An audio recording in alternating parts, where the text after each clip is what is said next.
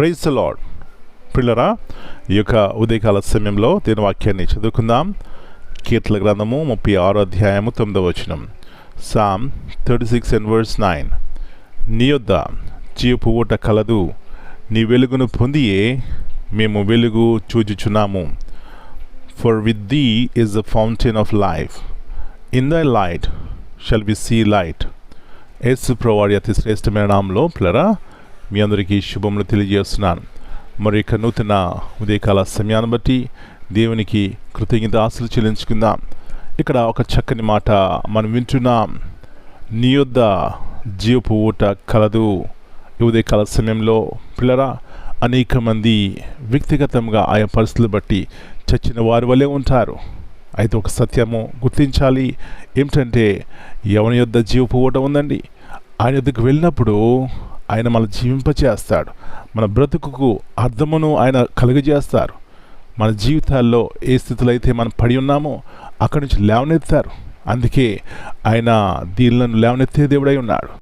నా ప్రియ సహోదరి, ఉదయకాల సమయంలో ఒక సత్యాన్ని గుర్తించుకో. మనము సేవిస్తున్నటువంటి దేవుడు మనను జీవింపచేసేవాడు. ఆయన జీవపు ఊట ఆయన వెలుగై ఉన్నాడు. కాబట్టి విశ్వాసం ద్వారా మనము జీవిద్దాం. ఆ విధముగా ఉండడానికి దేవుడు మన కృప చూపెట్టును గాక.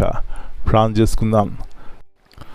జీవముల దేవ, పరిశుద్ధమైన తండ్రి, మరి నూతన ఉదయకాల సమయాన్ని బట్టి మీకు వందనాలు చెల్లిస్తున్నాం. ప్రభువా, ఎన్నో రీతిలుగా మా జీవితాల్లో చచ్చిన స్థితిలో ఉన్నప్పుడు మీ మాటలు మమ్మల్ని బ్రతికిస్తుంది. అందుని బట్టి మీకు వందనాలు. అందుకే ఇక్కడ చదవబడిన రీతిగా అవునైనా మీ యొద్ద జీవపు ఊట కలదు. అవునైనా మీ వైపు చూసినప్పుడు మా జీవితాలు ప్రభువా మేము జీవిస్తాం. కాబట్టి సహాయం ఇచ్చేయండి. ఉదయకాల సమయంలో మా పిల్లలందరినీ దర్శించండి. ఎవరు ఏ పరిస్థితిలో ఉన్నా మీ వైపు చూసినప్పుడు బ్రతుకుతారు ప్రభువా. కాబట్టి సహాయం చేసి నడిపించండి.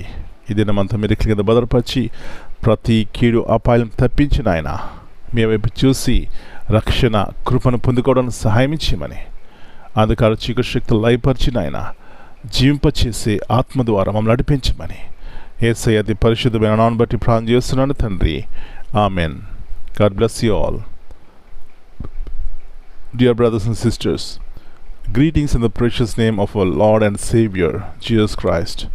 And this morning we read from Psalm 36 and verse 9. God is the source of light and life. He gives us strength to live and show us the way to walk in truth. When we stay close to Him, we experience true joy, clarity and purpose. Amen. My dear brothers and sisters, greetings in the precious name of our Lord and Savior, Jesus Christ. And this morning we read from Psalm 34 and verse 10.